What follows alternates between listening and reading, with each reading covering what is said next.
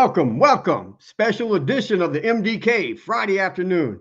Hey guys, Brian Adams here, getting ready to take off on the Indian, leaving. Man, I'll probably getting up at 3 a.m. in the morning, hitting the road by 3:30.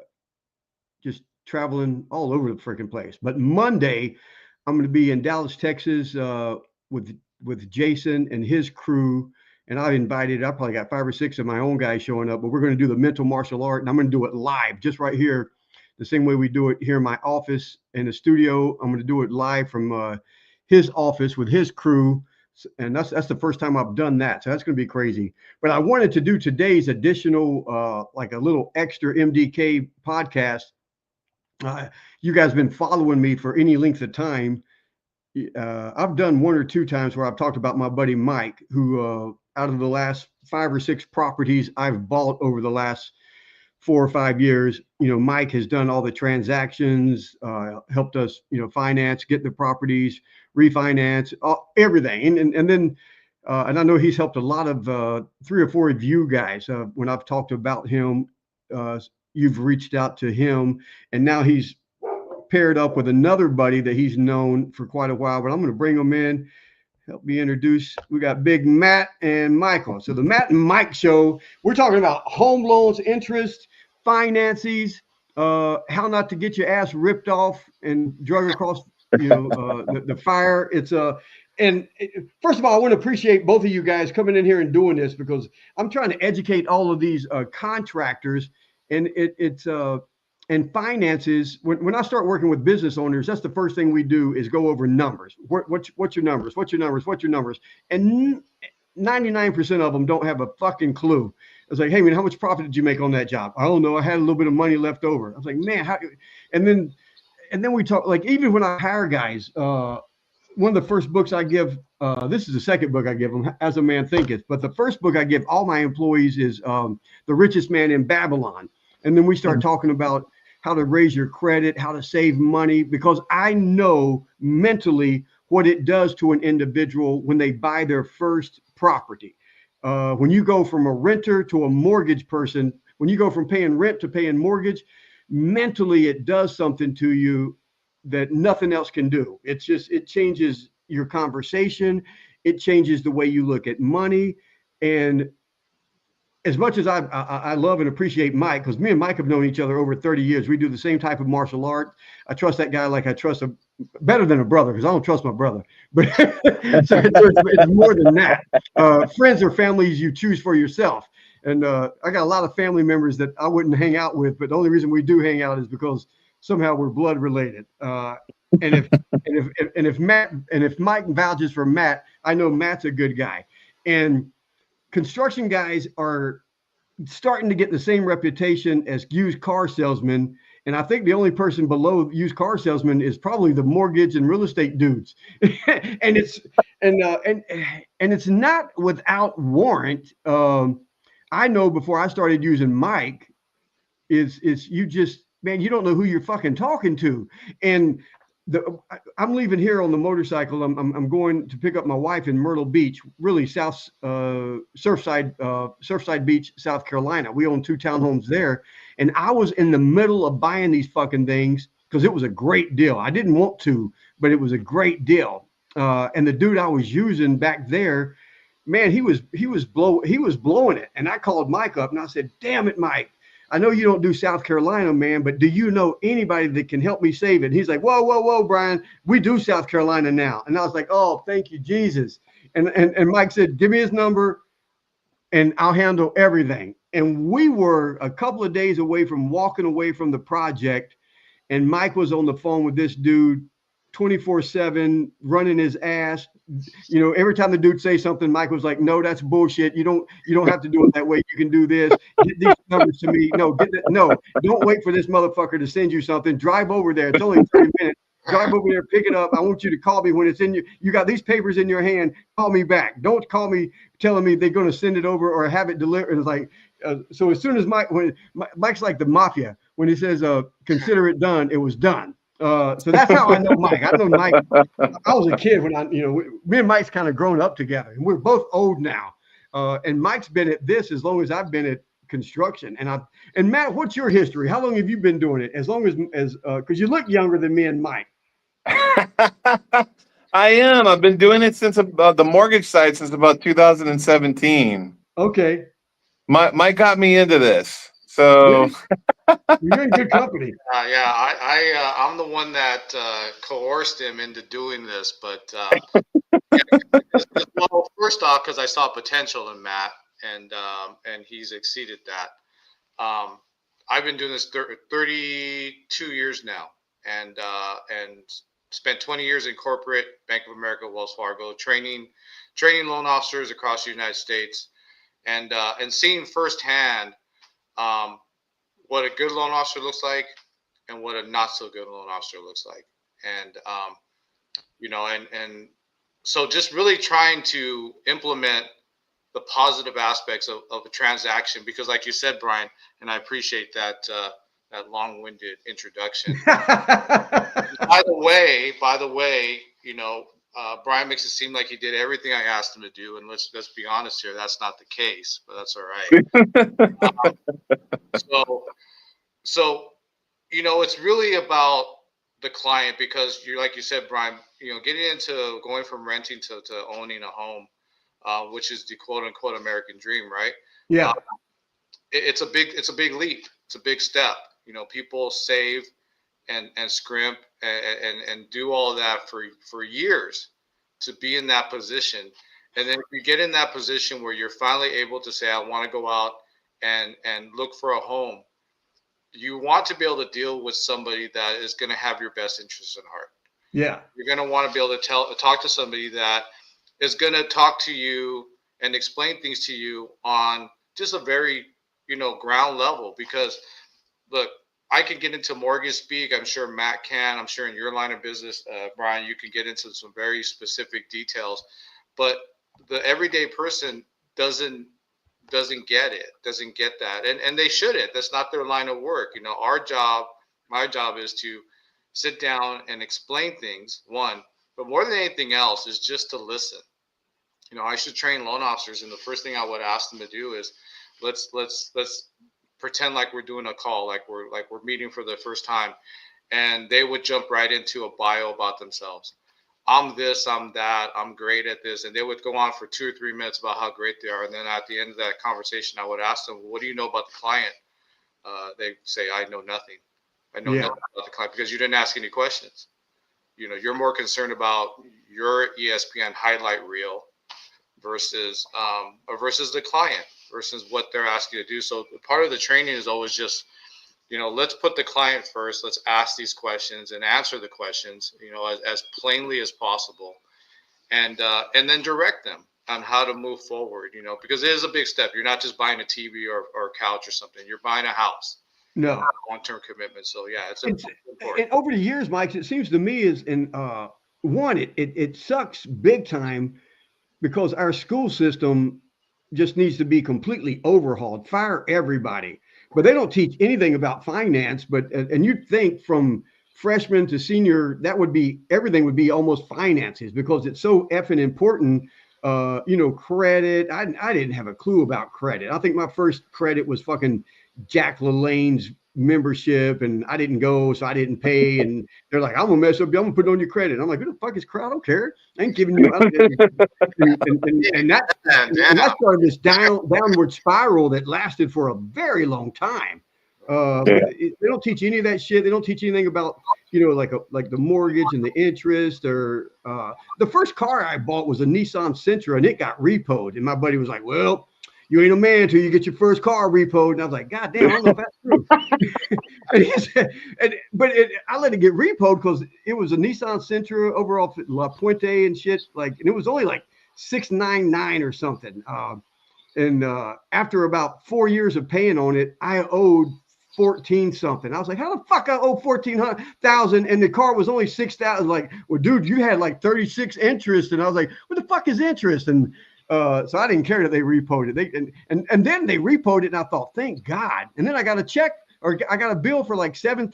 I was like, what now? And they're like, well, we only auctioned it off. You got to pay the rest. And I was like, I'm still as dumb as dirt, but they need to teach that shit. And I don't know if it's true, but it kind of almost seems like if you have the right loan officer, if you know the right people, it's almost easier to buy a house than it is a car. Is that true? I mean, am I way off base? No, you're definitely not off base. And I think you and I have had this conversation about, education and finance. Yeah. Because, they'll teach you about, all these different advanced mathematics and equations, but nobody knows about simple interest, and nobody knows about, having that being over 30-year span, or how that affects your credit and what affects your credit and things of that nature, the different makeup. So I do agree that people need to learn that. But a lot of times when it comes to like loan officers and big purchases, nobody knows where to start. Yeah. And then if you get with somebody, and this is not to say anything about loan officers, but like you said earlier, loan officers kind of have a bad rep. They kind of have this "I'm a little higher than you," persona. Yeah. And so a lot of people don't even want to go and start that conversation, because they're like, I'm going to go to talk to this guy or girl, and they're going to talk in circles around me.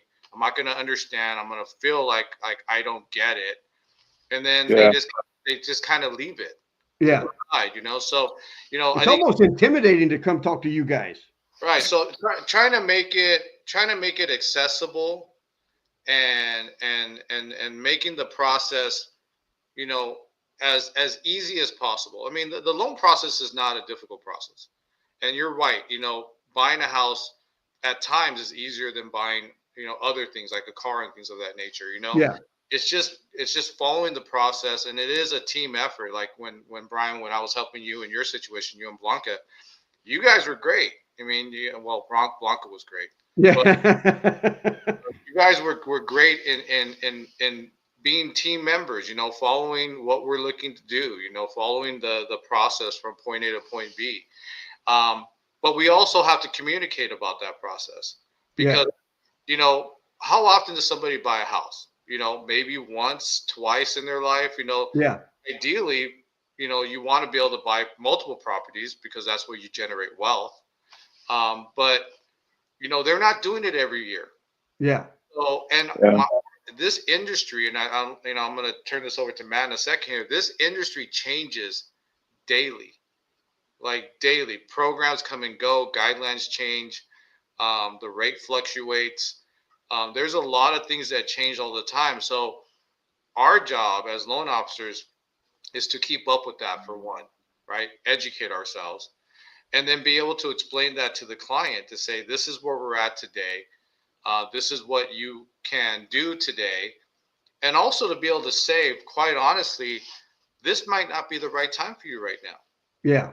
You may need to still take a couple more steps to get to that point in 6 months to a year, and you'll have a better experience. And I've learned over my career to be able to say that to people, because one, it's the right thing to say.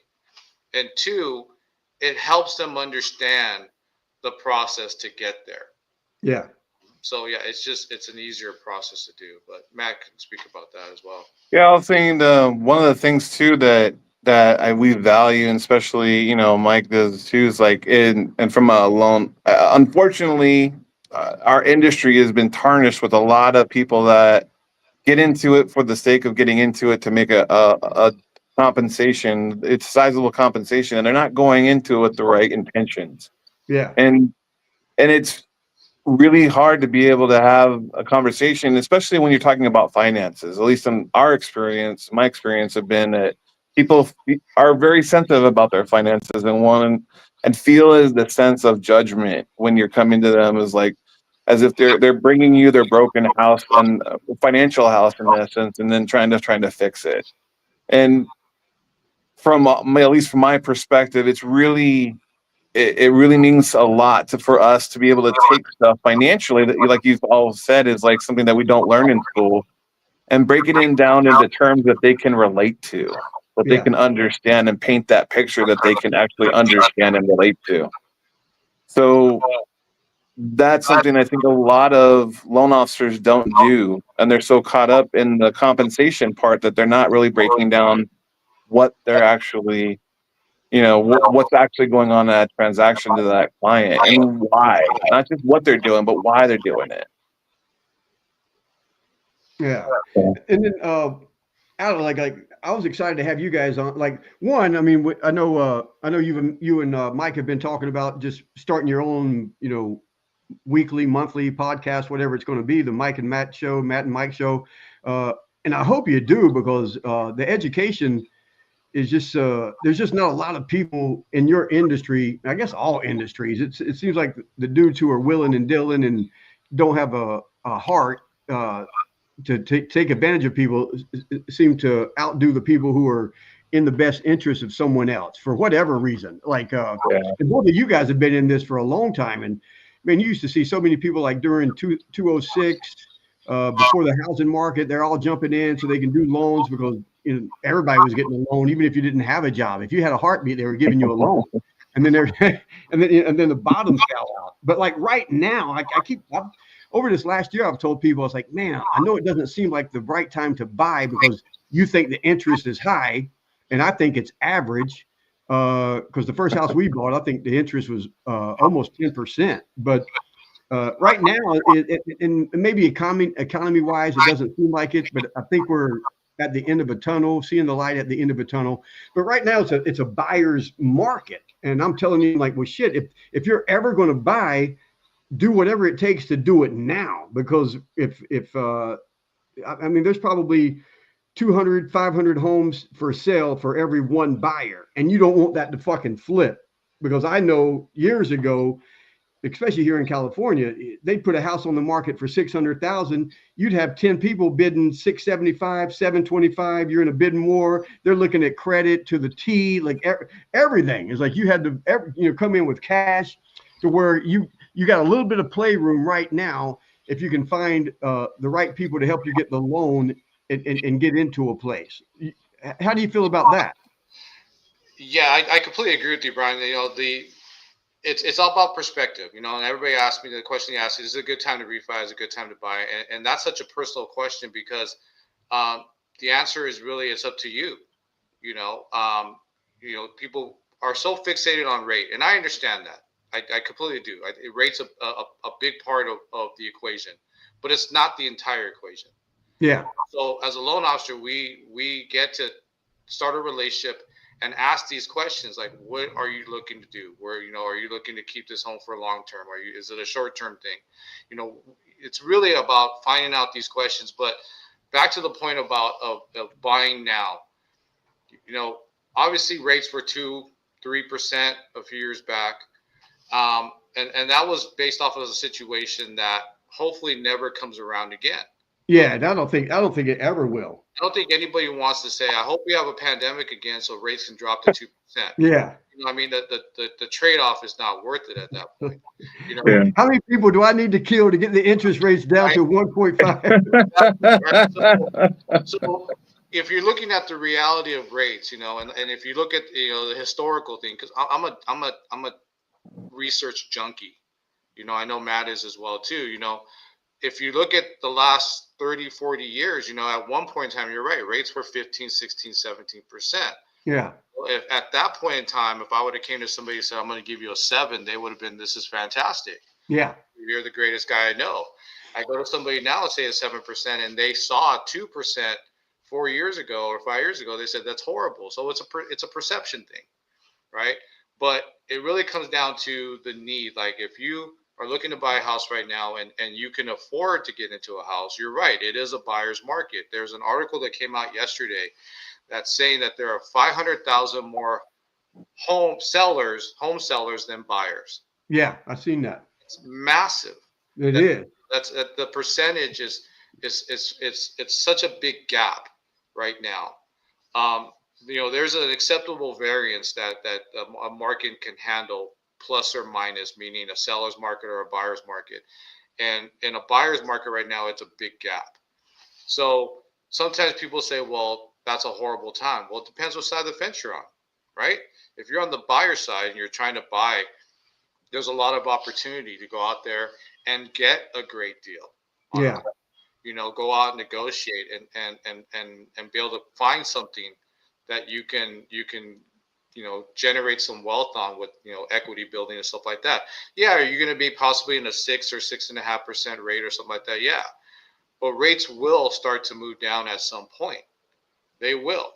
But if you're able to buy a $700,000 house for $575 because it's the buyer's market, right. I mean, right there you're making it, and you can turn around and like I've done with you a couple of times is when the rates do drop, go ahead and spend a little money and refinance it. You just look at the long term of everything, and right. I think that's a lot of it too. Is people don't look long term enough.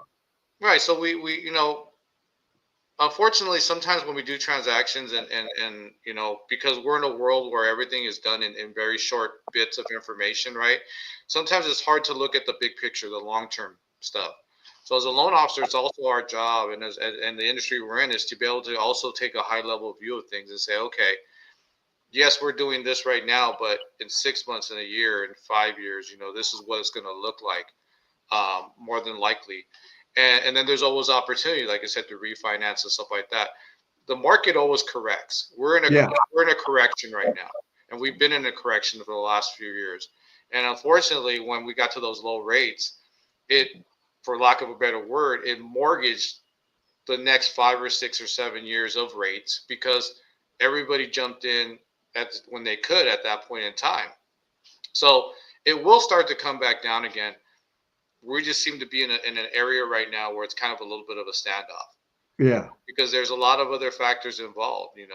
It's not just rate. It's not just inflation. It's all tied together. So being able to talk to a client and say, look, I'm not going to give you the in-depth view of why the rate is what it is, but I'll explain to you why it's kind of here and then where it's going to go. Where it's projected to go, and then how that pertains to their particular situation. So back to your question of buying and selling, it's always a great time. Yeah. It's always a great time. It just depends what your goal is. Well, I know too, is like I've talked to some homeowners, and because it's a buyer's market, and it may not be the best time to sell unless you really have to, but there's a lot of homeowners right now that I've seen, because we're in construction, that they're looking at like, well, we're not going to be able to sell this thing. Let's refinance, get some money, and do some work around here that we've been wanting to do. What's the difference between doing a refinance and doing some work on your house, or doing, what do they call it, like the HELOC or something, home equity line of credit? So what's the difference between those two? Go ahead, Matt. No, it just depends on the program, right? And what the right fit is, right? Some of them like HELOCs, right, having to do with like a credit card, basically that's tied to your home. And then there's some that want the cash out all at one time and then want to be able to do what they need to do with it, whether it's debt consolidation or whether it's work to their home. One of the things I wanted to kind of go get into too is like people get so fixated on the rate, like we kind of talked about before, that they lose sight of the full vision of why they're doing what they're doing, right? It's about the long-term vision as opposed to the short-term. And a lot of, ironically, we get a lot of these clients that'll come in, they'll say, look, like my neighbor is getting X or my friend is getting Y as far as interest rate, right? But everything's tailored based on risk and their individualized situation. So it's cliche to say, but you want to buy the house and date the rate, right? So you could always refinance your rate later down the road and get a better payment. But it seems like sometimes situations where people get into this, they get so fixated on the rate that they lose the appreciation they could have, and they're afraid of it, of getting hit by the ball, and they're afraid of the rates dropping next week, that they want to wait next week, and then the next week, and the next week turns into next week, and next thing you know, they've lost all this appreciation and value on homes. And a lot of the feedback back that, at least that I'm getting a lot from our clients, is that, hey, renting, as far as transitioning from renting to buying, like, landlords understand that not everybody can afford to purchase a home. And that translates into higher rents. So some of these people, it's unfortunate, are paying higher amounts of rents when they could be buying and paying off their own debt Yeah. and transferring that equity to themselves and their kids or their family and whatnot, as opposed to just paying off someone else's debt. Yeah, it's crazy, especially here in California. I know a handful of people that the rent that they're paying is probably $600 to $700 a month more than if they had the Right. mortgage. And they're Yeah. like, "Well, I don't have the down payment. I don't have this." I'm like, "Well, how do you know? Have you talked to somebody?"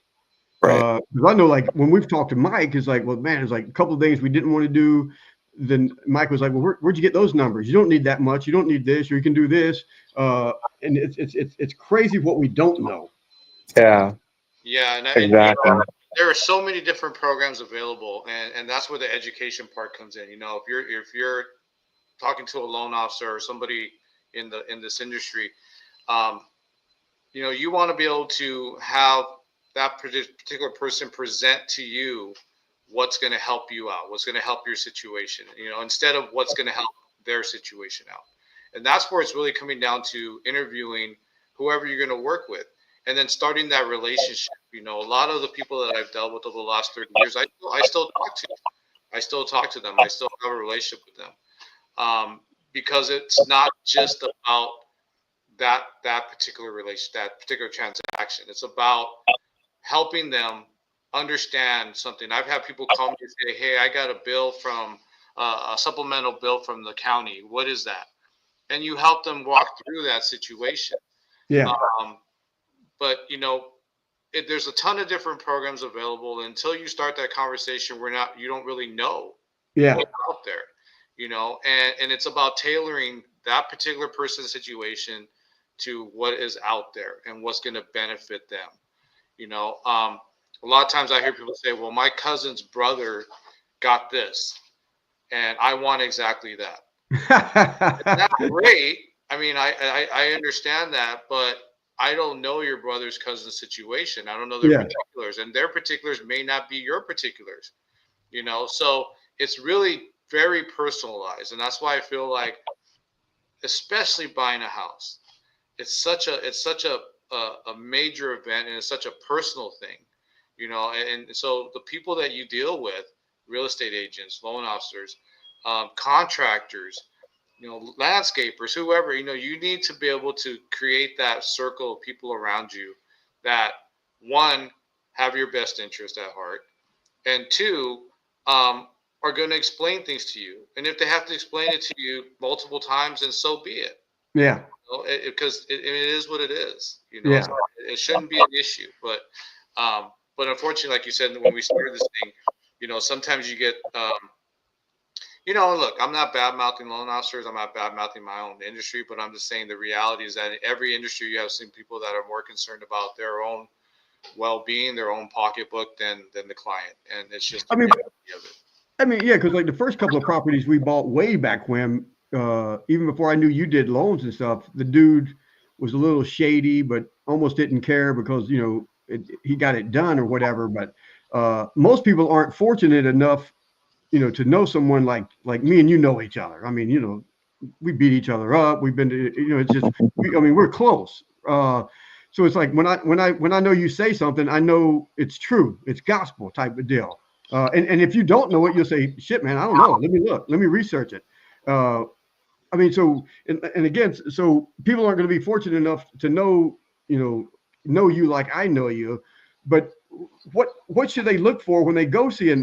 Because I think I mean, I guess the real estate agent helps you find the fucking place, but everybody goes to Zillow now, and they're like, "Oh, I got all these houses on Zillow, and it's this and that." But it's without the loan officer, nothing happens. Without the money, nothing fucking happens. Until you can see all the house you want, but if you can't give the people the money, nothing fucking happens. So to me, the loan officer is the most important. How can someone ask the right questions or do the background check, something to know that they're not just dealing with some dude that's going to not even be around next month, if that's even possible? Yeah. Well, I mean, I think it all comes back to also, doing your research. Like I Yeah, said, I'm a big research person. Research that individual that you're going to deal with. Look at their history. Look at what they've done. Um, reach out to some of their past clients. Now, granted, if I said, it's I'm going to give you referrals, you know, you really want to be able to say, okay, I want to talk to some other people that you've dealt with and kind of dig into their experience with you as well. But it's really about sitting down with that person and saying, okay, let's have a conversation and get that feeling like, are that person really here for me at this moment? Are they hearing what I wanted, what I'm telling them? Yeah. Understanding where I'm trying to go. And I think it kind of comes down to a gut feeling as well, to be honest with you. I've sat down with other professionals in other industries, and they sound great. They give me the ESPN highlights of their career, like I said earlier. And but I've always asked the question. This is the question I've always asked people when I'm dealing with business partners or anything. Like, I know you do this well, but what is it that you need to work on? What is it that you need to get better at? Yeah. Because ultimately, everybody needs to get better at something. If someone comes to me and says, "What do I need to get better at?" I need to get better at this particular program, or I need to research this other particular program better, or maybe there's a new program that I'm just not good at this moment. It's that honesty about who they are, and I think that once again that resonates with people over time. But it's really a gut feeling. There are some people that I've met in the past, and we've had conversations, and I'm just not their cup of tea, and there's nothing wrong with that. Yeah. That's okay. I mean, Yeah, like I'm not most people's cup of tea, Mike. So I can, I'm not most, and I'm okay with that. Hey, but I wish they would. I don't know, maybe you can't answer this, but because there's so many variables, but everybody's going to go, well, if I bought a house today, what would the interest be? And I'm like, well, dude, that depends on how much money you got in the bank, how's your credit, how long you been on your job, how do you do this. But what's like an average right now? Well, the average rate right now, and once again, it's also geographic, right? But if we're just going to go off of the national average, you're looking at anywhere from about 6.6 to about 6.8. Got you. The nationwide average, right? Some's going to be a little higher, some's going to be a little lower. It also depends on your scenario. So the main factors that go into factoring what is going to be offered to you is credit score. Obviously the higher the better, right? Yeah. You get credit history, employment, your type of employment. So are you full doc? Are you self-employed? What can you show on paper, right? And then your debt to income ratio and how much money you have is saved. It can't be saved like, well, I have, $50,000 buried in a safe in the backyard. It has to be, right? Verifiable. All these factors have to be able to be verified. It has to be on. If it's not on paper, it doesn't exist. Yeah. And so everybody watching right now and listening and stuff, it's because all the different properties that we've done, I think we've went through almost all of them. We've done a couple of them where it's a rental property, so they looked at the rental income versus what the mortgage was going to be, and that played a big part. I'm self-employed, so it's like I'm not getting these, like the tax returns that most people get when they work for a company. And most of the guys that watch my shows, they're like me. They're they own their own company and they don't think they can qualify because they got this. And I'm like, dude, talk to Mike. Man, they just need to see what money's going in, what's this and that. I mean, there's a lot of shit that these people don't know. They need to get on the phone and just have a conversation with you. But with that being said, like, I didn't know you were in South Carolina when I was buying that property. I wouldn't have even fucking started buying that property if I knew that without talking to you first. What states can you guys work with people? And let me say this too before you even answer that, is like, if you tell me 10 states, 15 states, I'll tell people all the time, I'll say, look, man, call Mike up, because even if he doesn't do loans in that state, he'll know someone who does, and he'll vet whoever he's going to have you call. So there's no reason not to call you guys, even if you can't help them in the state, because you can help them find somebody. But what states do you guys work in? We work in California, Arizona, Texas, Florida, Georgia. Let's see. Those are the main states that we work in right now. Yeah, but we also. Are you still in South Carolina, Mike? Well, so with Four Clovers, and you had mentioned earlier, so Four Clover Homes is the company that we're working with. Matt's the broker. Yeah. I'm the lending director there, and so on the states that Matt mentioned, the full menu is open. So what I mean by the full menu is we can do Fannie Mae, Freddie Mac, VA, which is government loans, FHA. The full menu is available on those states, right? But every other state, we can do what is called DSCR, which is the rental loan. Gotcha. It's basically an investor loan. So any other state like the South Carolinas and whatever other state, the DSCR is available, and we can go through and do those type of loans in those situations. So the other states are full menu open. All states are investors, and we can do that. So that's how we were able to get you situated, Brian. Gotcha. And then too, and I don't know the word, but when we spoke, I think Monday or Tuesday, there's a term where you're not using like a bank's money, like you almost have your own money to lend. What's that called? I'll let Matt talk about the correspondent lending part of it. So in the states that we currently operate in, right, most brokers are, there's a brokerage where basically we're the ones that are basically matchmaking borrowers that make sense to lenders that lend in those states for those particular situations. In our case, we're also on just the states that we currently operate in that Mike referenced as like the full menu is open. Yeah. We actually lend ourselves in those states. So we're able to actually lend on our own money, on our own warehouse line, and be able to help clients get better rates that they wouldn't normally be able to get with necessarily another lender that they're brokering through. Hey, Matt, does that mean that you're the multi-billionaire and you have all the money sitting in your own checking account, or do you have investors? No, not necessarily. I mean, because somebody's giving the money out. Like we go to Bank of America, and everybody has a Bank of America checking account or savings account, and Bank of America is trying to loan that out because that's how they make money is on the interest. So they're wanting to lend it out. Right. I mean, everybody's seen the movie freaking what's that damn movie at Christmas every time? It's a Wonderful Life. I mean, that's what they were doing. They're trying to loan out money so people can buy houses. Right. We actually help lend out loans initially, right? But we have obviously people get their monthly statements every month, and it's from a servicer.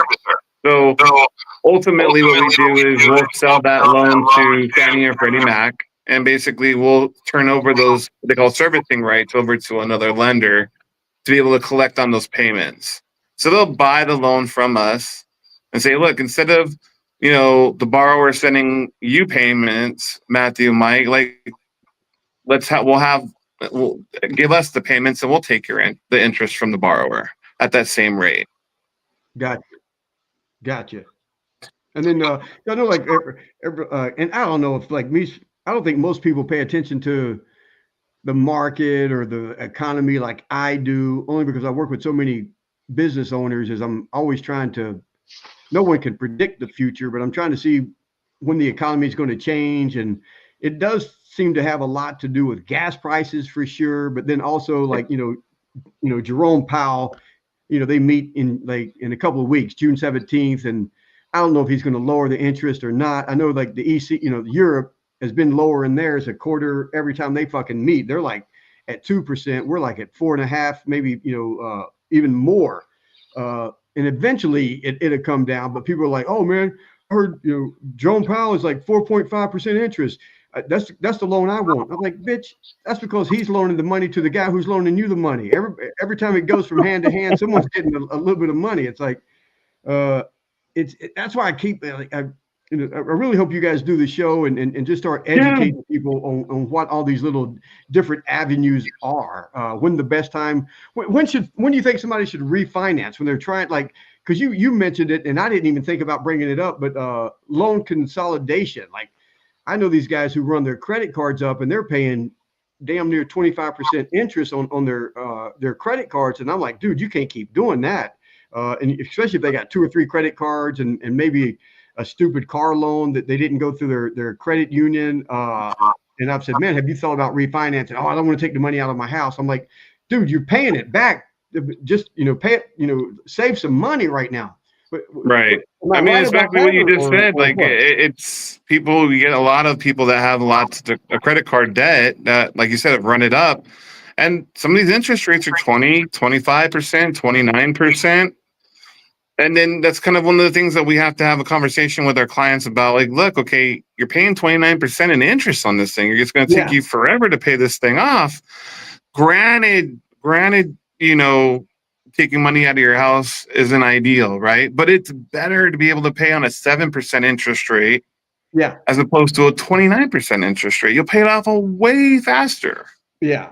And then I don't know, and depending on tax bracket and your accountant and all the other shit, Yeah. the house interests or payments and shit may be tax deductible versus your credit card. Some of the other stuff is, but that's what I've told guys. I was like, man, just cut the credit card right now and call up Mike and do a refinance. You can't keep paying that crazy 22-25% interest. It's mind boggling. Yeah, And literally, and that, I only know because I swear to God, man, I'm like when that car got repoed, and then because I found out I owed double what I bought it for, and I had already paid on Yeah. it for 3 years because I didn't know what interest was as a stupid kid. But I don't think most people don't. Shit, like Yeah. unless someone educates you, or unless you go through the pain like I did, you don't realize what the hell all that means. Yeah, and it's just I think it always rolls back to having that conversation, having that real honest conversation, and figuring out with the client what they where they're trying to go. You know what I mean? The vision. Yeah, Yeah. some people say, look, I want to be in this house for 30 years. I want to own this house outright, and and this is the spot. Some people say, I'm only going to be here 3 or 4 years. My kid is going to be graduating high school, and me and the missus want to move to wherever, and this is too big of a house for us. Yeah, Everybody's situation is different, and like you said about consolidation.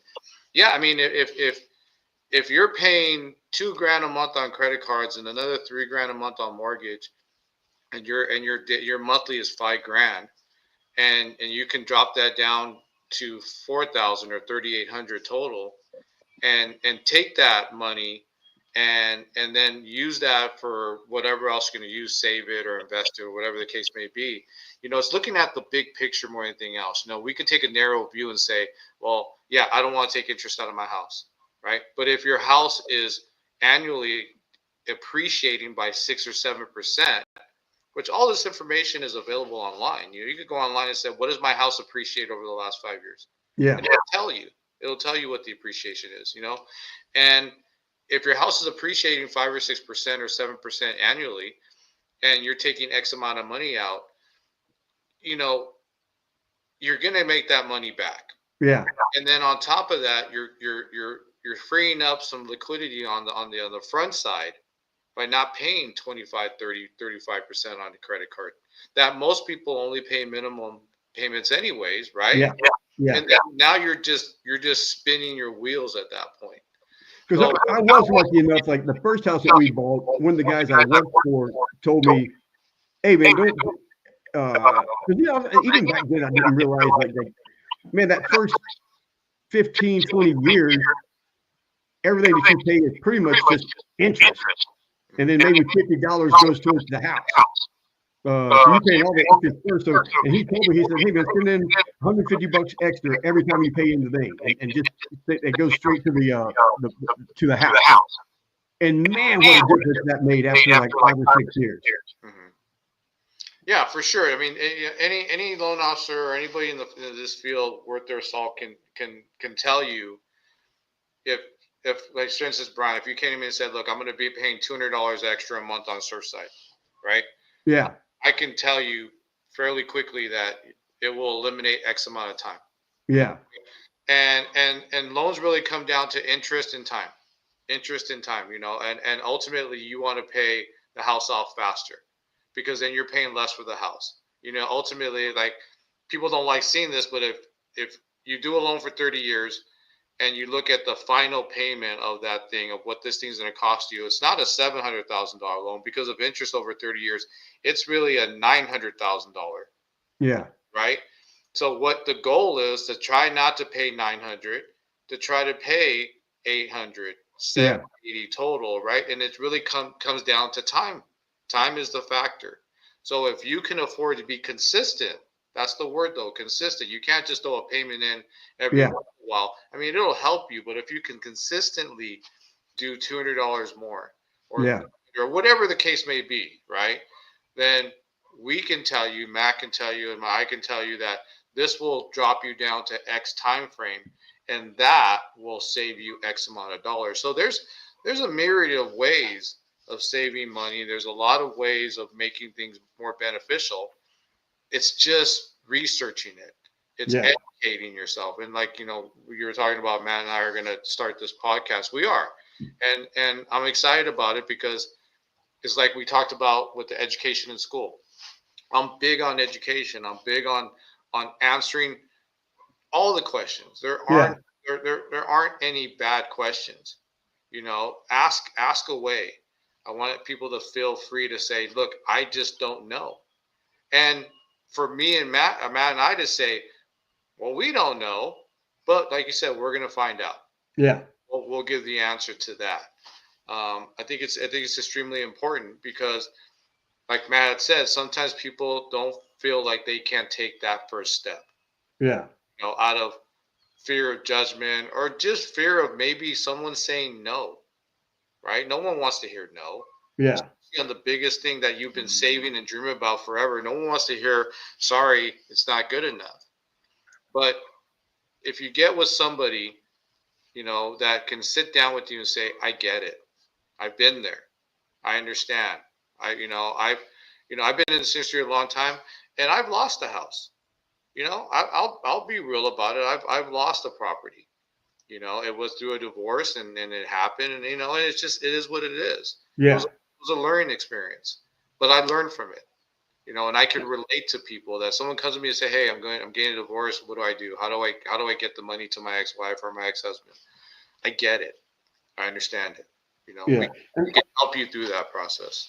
And I think that's a good point that you brought up right now is just call you up, call Matt up, have the conversation, because even if they're not ready right now, they may not even know it. They may think they're ready, but maybe they're not. But if they talk to someone who has their best interest, like you're saying, is like you say, hey man, you're close.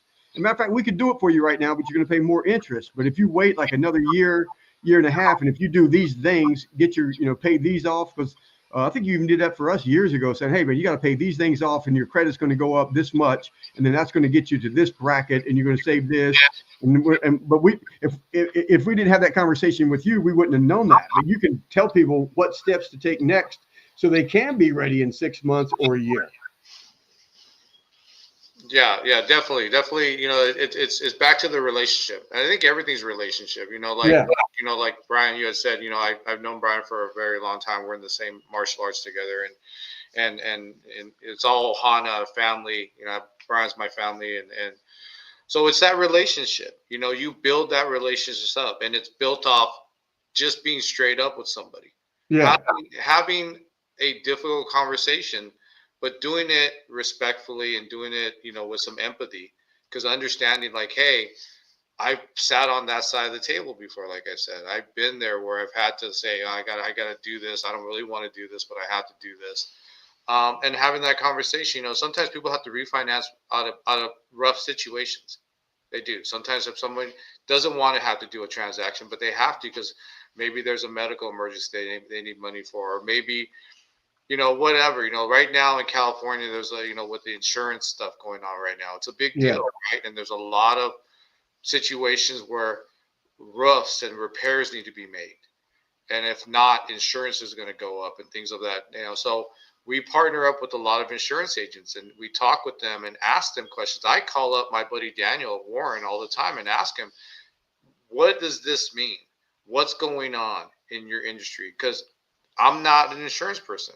I'm not, but I want to be able to call up people and say, what's happening and how does that affect the people that I'm dealing with and how can I help them out? If I have someone that says, hey, I need to redo my floors and I don't know where to start. These floors haven't been done in 50 years. And I call Brian. Hey, Brian, call this person because I don't know enough. I don't know anything about that. But I trust that you're going to lead them in the right direction. So it's just having that conversation and being straight up about things more than anything else.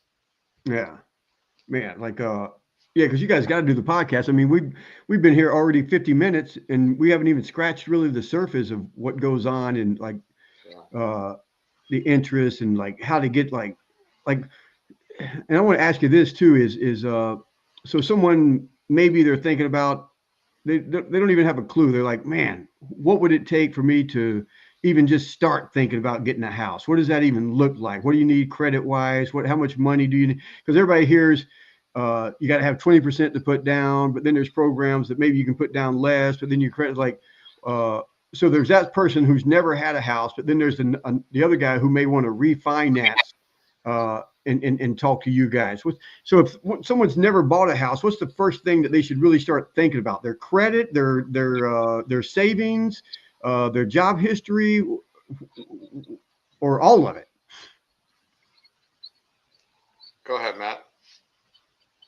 So it's a lot of different things, right? Everything's kind of customized, but the idea is at least to have 2 years worth of job history, right? And then to have at least 3%, 3.5%, depending on whether they're a brand new buyer, if they've never bought a home before, right? But work history is about 2 years in the same industry, and then have a decent, don't have a 30-day late for the good last 12 months as far as your credit history is concerned. Because again, it all comes down to risk, right? What is the bank Yeah. evaluating? They're evaluating risk and what's the risk of this person not being able to pay their mortgage payment. What's the risk in that? So that's what it's all about at the end of the day, right? Is evaluating risk. So and just showing that that you've been, again, had a job for a decent amount of time. It's not like you're going from job to job. You at least be in the same industry at least for 2 years, and just showing the bank that, hey, look, I'm not over leveraged. I'm okay. I'm making decent money. I'm keeping my bills paid on time. That's what they really want to see. Because at the end of the day, people think that we get at least I do. I get this misconception that, Matt, do they really want my house? Do they really want my house? And it's like, they don't want your house. They just want your money, No. right? They just want your money. They don't want your house. In fact, they'll Yeah. do everything impossible not to take your house, right? Because they don't. To them, it's a burden, right? They just want to make sure that they can get their money every month and make sure that makes it so that you're not having to eat ramen noodles for dinner every night, that they're not over leveraged, because that's one of the things that they did kind of an autopsy with what happened with 2008 is they realized everyone got in over their heads, that they got way in over their heads in relationship to what they were making every month. Yeah. And they thought that the market was going to go out forever and that they would sell because everyone around them was buying and flipping houses. And that's the whole thing, is they just want, a bank wants to make sure that, hey, look, you're not over leveraged, that you're getting your financial house, and your financial house is in order, right? It's not perfect. There might be things that need to be fixed and floors that need to be fixed up, but at least from that certain, like Mike says, starting the conversation, at least we'll be able to give you an idea. Hey, look, this is a starting point, but at least we'll be able to give you a roadmap to be able to tell you how to get from point A to point B to achieve that goal that you have in mind. Yeah, and I wish more people would call and have that conversation with you guys. Because honestly, if I talk to 10 contractors, 10 people who tell me, man, I'll never be able to buy a house, or I can't do these. Like if I heard that from 10 people, out of those 10 people, I bet you 6 of them I know can buy a house. They just don't realize it because they think it's this far off fetched dream that just isn't going to happen for whatever reason. Maybe it's the way they grew up. Maybe they came from a house like me to where no one ever bought a house. It was just, so you just never even thought about it. It was just, that was never in, that kind of lifestyle for you or something, to where I'm like, man, dude, like, trust me, you're a lot better off than you think you are. Have the conversation with somebody. Stop paying this ridiculous rent. You even got money saved up, and most people don't. And they just need to have the conversation with you guys. Yeah, It's and about changing that mindset. Yeah, it is. I completely agree with what Matt said as far as like, just have your house in order in a sense that, consistency on the job for a couple years, have your paperwork put together, keep track of your paperwork, bank statements and pay stubs and tax returns and stuff like that, just, like we said earlier, the things that maybe people are not taught in school to do, the basics, and have that stuff together, and then have a conversation with us, here with us at Four Clovers, the people that we're associated with, our business partners, the loan officers and the real estate agents. There's an idea that just because we can do a deal doesn't mean we should, right? Just because I can get you into an $800,000 home doesn't mean we should, because then you may just be mortgage poor at that point. Like Matt had said, right? I'm in this house, but I have nothing, no money to do anything else at all. I'm eating top ramen every day, and I could barely put gas in the car because I'm paying for this house that I probably shouldn't have gotten into. Yeah. And so it's having those very honest interactions to say, can you afford on paper 800,000? Yes. Should you? Maybe not. Yeah. Maybe we start off at a $600,000 house, and then it's having that realistic expectation, because like you had mentioned back in '08, I remember calling up people, asking them about refinancing, and they're in $1 million house, and I'm talking to them, and they're saying, well, I'm making $15 an hour, and I'm like, how'd you Yeah. how'd you get into this house? Well, they gave it to me. They gave me the loan. I'm Yeah. like, well, just because they gave you the loan doesn't mean you should have took the loan, right? Yeah. But maybe they didn't ask the right questions, or maybe they just weren't guided well. I mean, I don't know who they dealt with in the past, and I'm not passing judgment on anybody, but the reality is that, it's about being realistic, one, being ethical, two, and then educating that individual, because it is a huge, huge deal. It is like, and with you saying that, I mean, because I was told a long time ago and really didn't even understand it when the guy told me, but it was buy the most expensive house you can afford, but drive the cheapest piece of shit you can get around in. And I'm like, no, man, I got to be in that fancy car or whatever. Like, look, motherfuckers, little Nissan Sentra ain't fancy. I don't know who you trying to fool. But years, later on, once you learn stuff, you realize what he was trying to tell you. And another guy that I hung out with, Jim Rohn, friend, mentor, said, never buy your second car till you own your second home. And everybody wants to have 3 or 4 cars and this, and like, I'm like, dude, real estate's where it's at. I mean, it's like, I forgot the guy's name, a long time ago comedian, but when they asked him about investments, he said, buy real estate, buy earth. God's made all he's going to make. And it's and yeah, it may go up and down a little bit, but and depending on the area or something, but real estate's pretty much, the safest, it's better than Bitcoin. Oh man, I get $1 million in Bitcoin. Not yet. You better sell that shit. I don't know. I own some crypto, but it's the housing market and the real estate thing. It's just a little bit hard, easier to hold on to and see what you've got. You can put some money into it, like especially with me in construction and stuff. I know if someone dumps $20,000 into their kitchen, it's going to raise the value of their house probably 50 grand.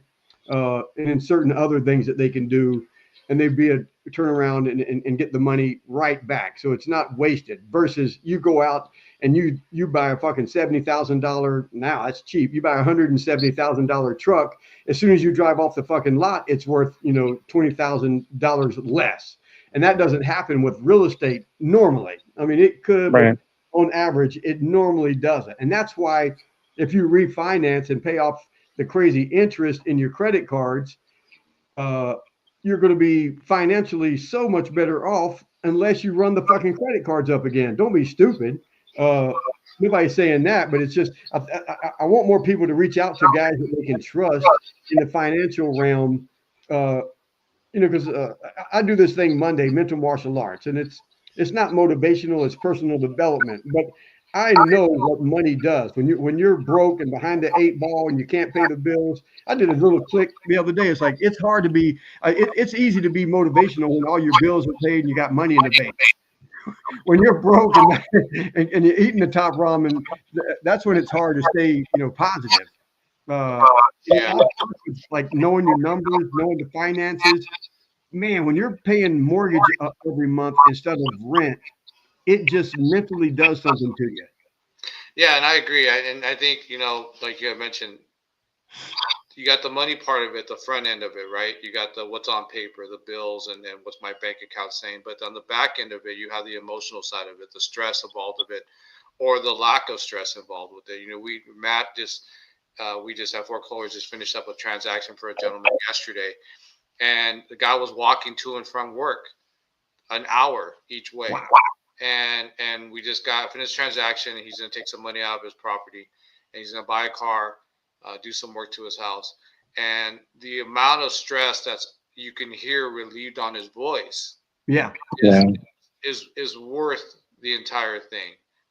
Granted, we're still a company, we're still a business, we're still making a profit, but I do believe there's a balance that can be achieved with all this, right?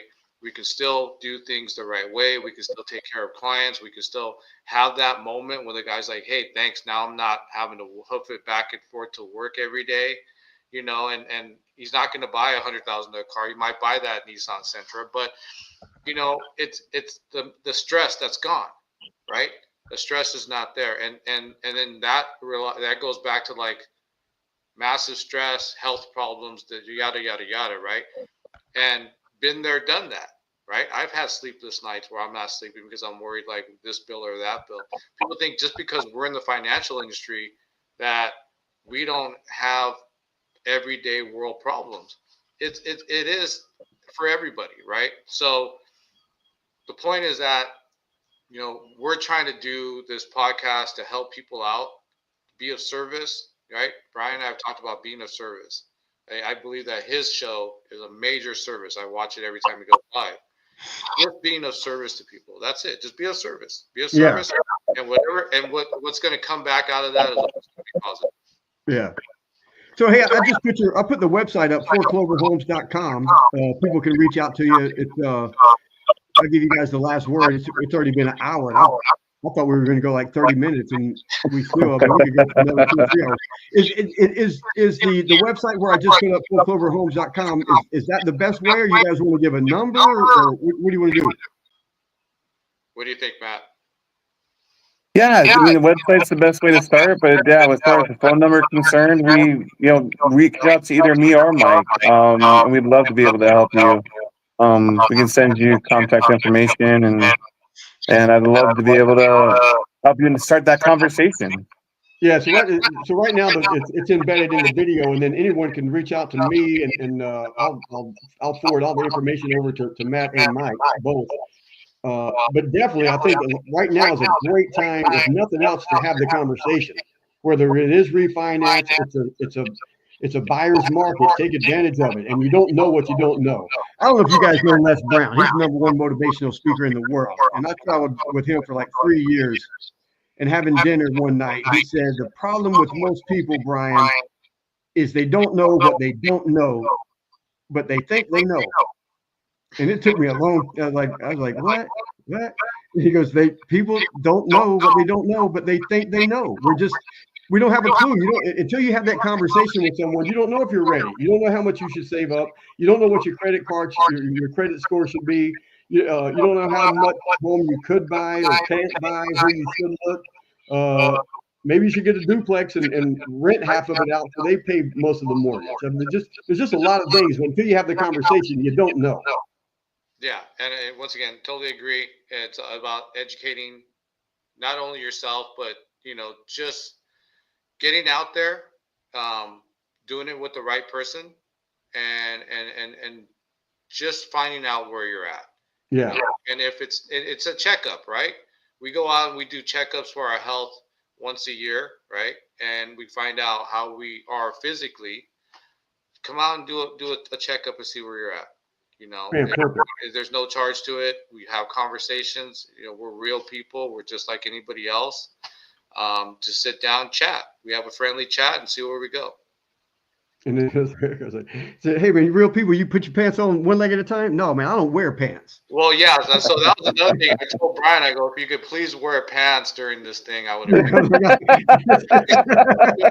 I still don't know if he did or did not. So I don't know at this moment. So just saying that out there. So anybody is watching this live cast, right?